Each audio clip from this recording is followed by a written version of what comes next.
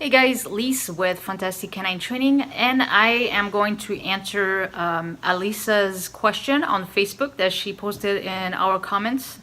Um, so she's saying that her dog doesn't know his name and he doesn't come when called. So pretty much, you have to teach your dog and make the name valuable. Like remember, when you give your dog a name, the dog doesn't know what you want or what you mean or what value the word that you're saying has until you put a meaning to it. So with that said, what if I was you? What I would do is, if you want your dog to learn his name, first of all, just use your dog's daily kibbles, and only feed your dog's kibbles when you're teaching him his name. So let's say your dog's name is Fluffy. You'll be like Fluffy, Fluffy, Fluffy. And then as soon as he gives you eye contact when you say that, just say yes and then pay with the food. You'll continue that until every time you say Fluffy, your dog looks at you, and then you pay every time he looks at you. Eventually you want to remove the food, but then the name will become valuable the more you use it and the more repetition you do with it with food. So then every time the dog hears that noise, then he understands, hey, I'm gonna get paid by this person, so I better go and I better pay attention and listen. That's step one. That's just teaching the name. When you're outside and you call your dog's name and he doesn't come to you, that's another issue. Your dog just doesn't know to come when called. And again, that's another training session that you have to do with your dog. I'll do a small demo outside with one of our boarding dogs here. So what you want to do is start little steps by little steps. Put a leash on your dog. Collar on. Preferably, we like to use a prong collar for small or big dogs. So nicely fitted prong collar, leash on the dog. Again, use food to pay your dog, and then use leash pressure to guide your dog to what you want to do.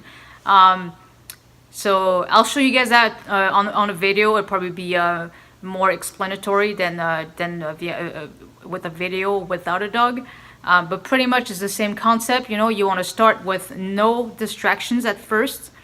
Dog only eats when you're doing this exercise, and then you can just feed regular kibbles. You don't have to give treats. Food is food to a dog. So I'll show you guys that in a little bit here.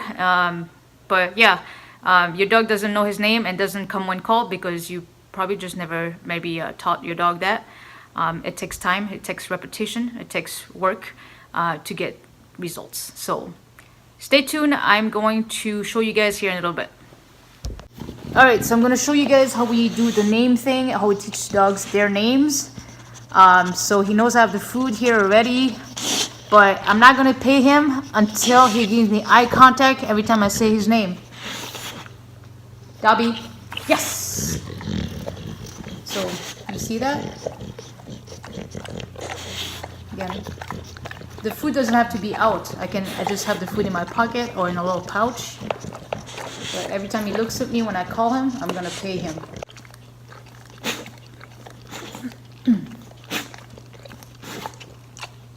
So I'm gonna call him now. Dobby, yes! So he looks away, and I wait for him to look away, and as soon as I call him, I say his name, and he turns to me and look at me in the eyes. Immediately you say yes, and then you pay the dog. So again, I'm gonna let him look away. Dobby, yes! And then plus the word yes then becomes very, very valuable. So again, I'm gonna let him look away a little bit.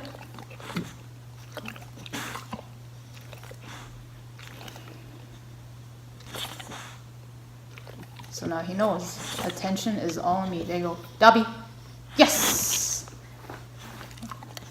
So that's how you do. That's the beginning of teaching just the name. Inside the house, no distractions.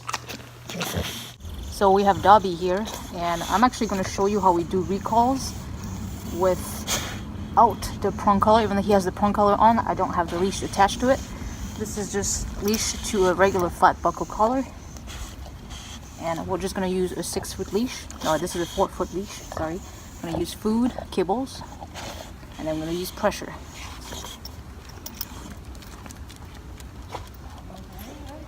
Pressure's on. And then we feed when he comes back. And then we're not using any commands right now until he comes back like all the time, and he understands that every time there's pressure he comes back. So see this?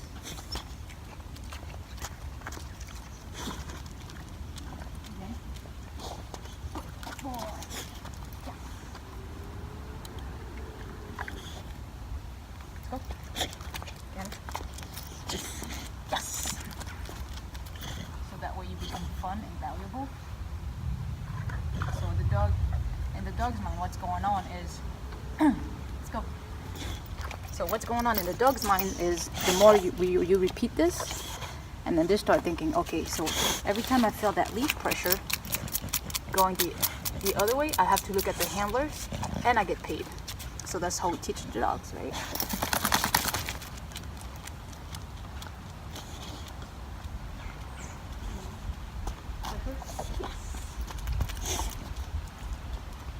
So he seems to be coming consistently, so we're going to add the word. Gabby, come. Yes! Good.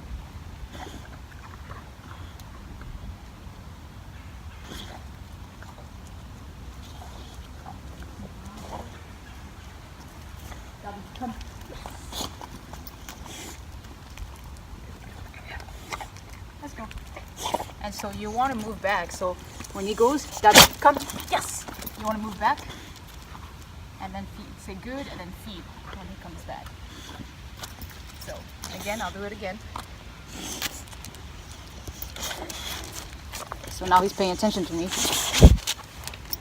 So there you go. Gabby, come. Yes! Good boy. Sit. Good. So pretty much when you do this like 100 times before your dog actually understands the word and comes to you consistently. And then again, this is just with a regular flat buckle collar. We're not using the prong right now. So it's the training that does the training, and that it's not the tool. The tool is just, it just helps you reinforce, you know, the commands that you want. If we were to be using the prong collar, it will be a little bit clearer. It will be clearer than the regular flat buckle. And then, you know, the reason why we add the remote collar to off-leash recall later down the road is because we want to be able to recall our dogs from 2 feet to half a mile away. Because obviously, if your dog is half a mile away from you and you call him, he ain't gonna hear you. So the remote does the talking for us. So anyway, guys, that's how you start recalls. Everything starts with no distractions outside and with a 4-foot leash onto your dog. Okay, baby steps.